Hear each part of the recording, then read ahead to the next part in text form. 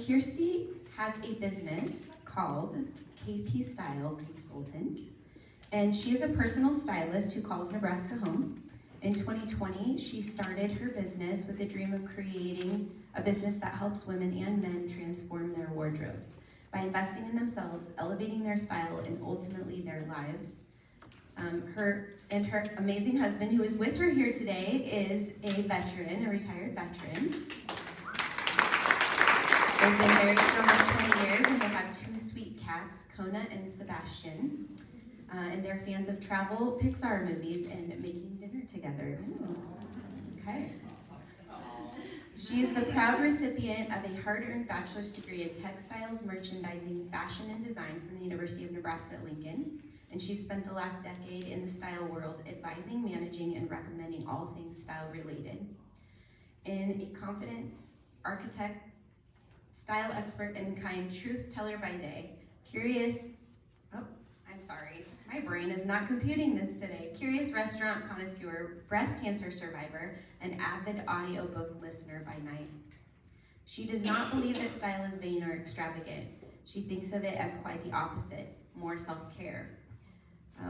What she does believe is that style could be fun, distinctive, and exciting. And if it's not, then you're maybe doing something wrong. She also believes that the way you dress is a direct correlation to how you feel about yourself. Therefore, helping you feel empowered, self-assured, and more loving towards yourself is essential. So I think that her mindset over the past couple months has maybe shifted a little bit, because she's going to talk to you about image recovery today in correlation with style, hence the name of her program today. And so she has some really interesting information to share, and I personally am very proud of the transformational journey she has had since I have known her. So please welcome Kjersti Pollard.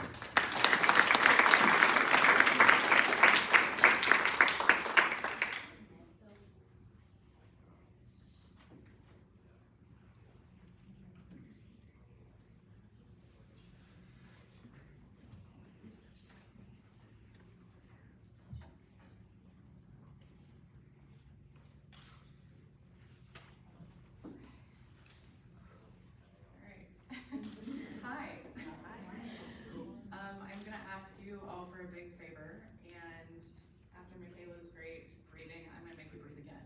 So if you all take a big deep breath with me, bigger than what we took with Michaela, because come on. So I'll count you down, and we're going to take a big breath, and then you're going to let it out with like a little bit of a sigh. So you'll all do that with me, big favor to me. Ready? 1, 2, 3.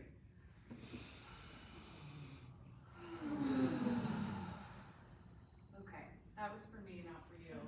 Maybe you guys benefit from that, but I just didn't want to be the crazy person up here, taking a giant sigh in front of everybody.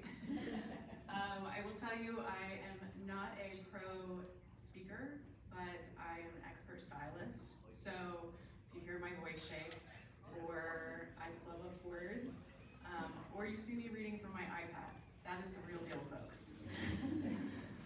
And I'm just gonna go ahead and pretend like I've got 25 friends here. I realize that there's more than 25 friends, but for me, this is just what helps me get through this today. So I'm gonna talk to you about recovering a sense of you with style. I'm Kjersti Pollard, and I'm a style consultant. A lot of people don't know what that is, so I don't do hair. I do closets, I do shopping, I do all the fun stuff that people like to do when they are trying to figure out what style means to them. So I have, as Tracy mentioned before, I have a bachelor's degree from the university, hard-earned degree, lots and lots of hours. Previously, I worked at a women's high-end boutique in town, and I had the opportunity of being a buyer for them, and I got to go to market in New York and spend hundreds of thousands of dollars of other people's money. It's actually really stressful. But that led me into having my own business. I was building someone else's dream and decided I needed to build my own. So I walked away from a job I absolutely loved to hopefully create something even better. And I walked away right before pandemic. I say that I knew it was coming. So I figured if I wasn't doing anything, I should build a business during the pandemic, so that's what I did. So for the last 3 years, I've been seeing clients on a very regular basis, and I'm lucky enough that I've got to travel to clients, and I've even worked with a few internationally. I'm also a survivor. So last September, I was diagnosed with stage 1 DCIS to my left breast, and it was found during a regular checkup. My doctor actually said to me, "What's that?" And I said, "I don't know, doc, you tell me." In November, I had a double mastectomy, and I've been, I say, recovering ever since. So today we're going to talk about some heavy shit. I'm just kidding, I got that shit pre-approved. I figure if I can't say a few well-placed 4-letter words in church, me and the big man upstairs have more to talk about. So, especially after what we've been through. So we're going to talk about some heavy stuff today. And I'm going to start with reading something that I wrote. And this was my mindset going into my double mastectomy. Also, if you haven't met me yet, humor is how I deal with cancer and everything hard in life. So this is called Ode to My Booby Cancer. How I knew you had to go. You arrived earlier than most people expect. If you know anything about me, I'm always late. Indicator number 1. You messed up a perfectly good pair of tits. Party foul number 2. And you seem to think that you could just sneak into my life undetected. Mistake number 3. I know my body well, and I knew something was wrong. You're a sneaky little devil, but I figured you out. You may have thought I was an easy target. Clearly, you don't know me well. Easy has never been in my repertoire, and frankly, you effed with the wrong bee. I will not be your target, nor will you win. I was born with fight in my heart and sweat on my brow. I will not go quietly into that dark night. I've got too much to do in this world ahead of me.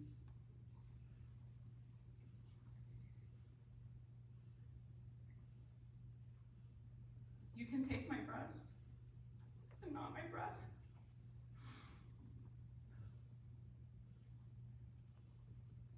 The wreckage that you caused so many innocent, beautiful lives is unforgivable.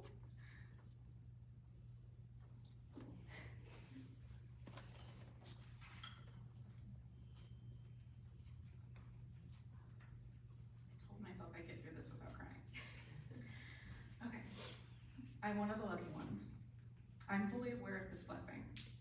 The gift is not lost on me, and I understand that carrying this torch for others is important. Cancer knows no color, creed, sex, or affluence. I don't know if I could have eaten less sour candies or gone to the gym more, but I do know it will not take this gift of life from me.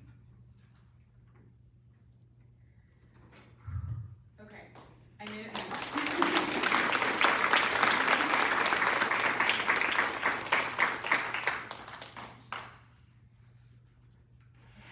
So I share that with you because I wrote that before my surgery, and that was my mindset. I was gonna kick cancer's ass.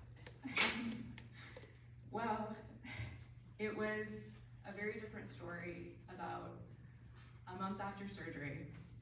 I got home, I did all the healing, I followed all the directions, and I think what it was for me, and I know that a lot of people have this experience, is I got my diagnosis, and I went from appointment to appointment to appointment to appointment. I think you guys get the picture. And I didn't have time to fall apart. I didn't have time to process. I didn't have time to understand what was happening. I had to be aware. I had to be there for my appointments. I had to make sure that I was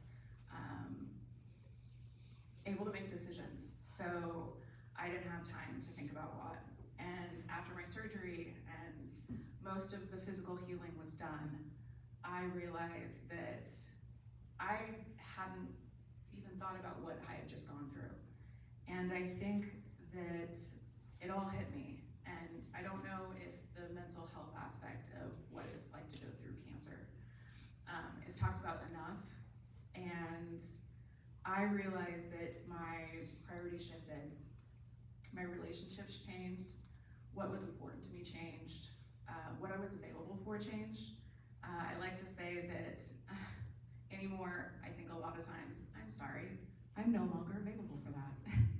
And a lot of that has to do with drama, family, and other things that I just decide not to do anymore. No expectations. It changed how I interact in the world. I think a lot of it, I've shared this with a lot of people around me, but I think a lot about, it's almost like I was like a foot taller or a foot shorter. Nothing in the world changed, but I was different. And my perspective of everything was different.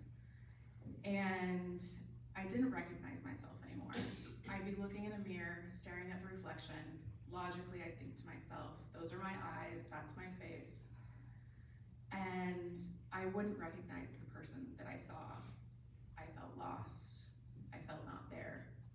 I didn't understand what was happening, and there was a huge shift that was happening inside of me. But I also realized pretty quickly that I had to start showing up in the world as the person I wanted to be, and I had to show up and go to appointments, and there had to be self-love in that. And I've always used style as a tool to help me, and I think that it can be very powerful because some days it meant that I was getting up and putting on the ugliest fluffy sweater in the world, but it made me happy. That was self-care to me. That was love to myself. And other days it meant I was gonna see the doctor for, some of us know, maybe 5 minutes, but it wasn't about what the doctor seeing me. It was about me showing up for myself. It was about me putting on the clothes. It was about me doing something with myself. And that's what made the biggest difference about how I felt about me. I don't think that style is selfish. I think it's self-care. And I don't see vanity in that. I see it as a necessity. Cancer can steal so much from us. It quite literally can change your hair. It changes people's skin color. I don't know if you all know this. I know some of us have this experience, but chemo can take your fingerprints. If that's not identity theft, I don't know what is. It robs us of ourselves and how we see ourselves. Our body changes so much, and we already feel like our body has deceived us in so many ways. So for it to then also be changing dramatically, it's a lot, it's devastating. And I think as someone who is very familiar with style and body types and working with men and women, there are so many tips and tricks. Honestly, I couldn't share all of them with you today. I'm supposed to click this thing. Let's see. I'll get it, don't worry. Okay, help.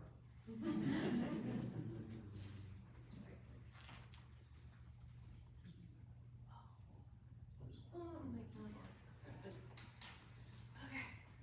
Okay. So these are just a few of the things. These are just a few of the things I think about, like when it comes to like mental health, and now I can go ahead and flip through to the physical. So I put together this list of items, and I did this in, I don't know, maybe 20 minutes. This is not a comprehensive list. But what I realized in talking to a lot of other survivors, I've met a lot of beautiful women in the last year, and what I've realized is the scariest thing for me, and collectively talking with other women, and I know men go through these struggles too, is when you can't keep your struggle internal anymore, and people can visually see you struggling. I think the pain that comes with that, when you can't hide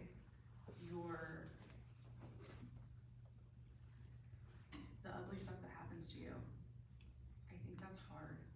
that's really a really rough place to be. And it doesn't help that we're so critical of ourselves. And I also know that we're coming into an amazing season. We all love the holidays. They're great, you get to see people, there's a lot of joy. But if we're all really honest with ourselves, there's a lot of expectations around the holidays. There's lots of hard things. And we all have like that inappropriate coworker, we'll call him Jim. And Jim says inappropriate things about your breast cancer or other kinds of cancer. And then you've got your Aunt Sue. Oh God, God love her. She's well-meaning, but Aunt Sue says crappy things. And she means well. So you're not supposed to take it to heart, but the holidays can be hard. You're supposed to show up for things. You're supposed to be in a million places. You're supposed to smile. You're supposed to be okay. And we're already going through something that's hard. Now all we need is some semblance of normalcy. So when I work with clients, it's really important to me for them to find their confidence and to bring that back around to them and make sure that they are feeling good about themselves. But a lot of that is like where to start. There's so much out there, there's so much information, there's so much that's changing, and how to feel good about themselves again, without shame, without putting restrictions on things. And I think it's really important to put yourself together to show up in the world how you want. And I think style can allow you to take your power back in a time where so much is lost and you're given so much of yourself. I think style can be one of those things that is very surface, but it allows you to take your power back. I joke a lot that it's like, today I wore my super suit. This jacket, these pants, not my super suit, but is anybody familiar with The Incredibles? I love The Incredibles. I don't have kids, but I love The Incredibles. But I think the power of a super suit is what I say. Like, I put this outfit on knowing that this outfit would help me show up for you guys today. And to be here and to smile and to feel comfortable and confident. And so I hope that I want to help other people have super suits. Style is how you announce yourself to the world. Before you, like the way that you engage with people, and before you actually meet people, the first thing they see is your appearance. And there's something very unfortunate about that, and there's something very fortunate about that, because yes, people will judge you. It's a thing. We all know it. We don't love it. But also, you can influence that. So there is power in that. It's inevitable to lose a part of oneself in this journey, but how you look doesn't need to be one of them. Cancer robs us from so much, but it can't take our true self. It can't take our essence. It can't take our personality. And it can't take the way that we show up in the world, with or without hair, exhausted or not. You can use your style as a tool to recover a sense of you, and it can be empowering and vital.